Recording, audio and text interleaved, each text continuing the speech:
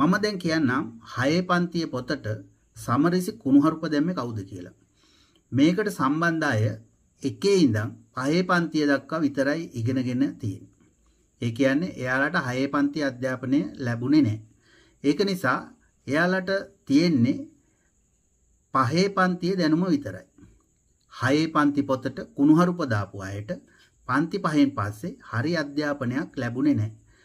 6 පන්ති පොතට කුණුහරුප දාපු එයාලට මේ පන්ති 5ේදී දීපු දැනුම හින්දා මේ ළඟක් වෙනකන් හිතාගෙන හිටියා මේ රටේ හැම දේශපාලඥයාටම වඩා එයාලා දන්නවයි කියලා.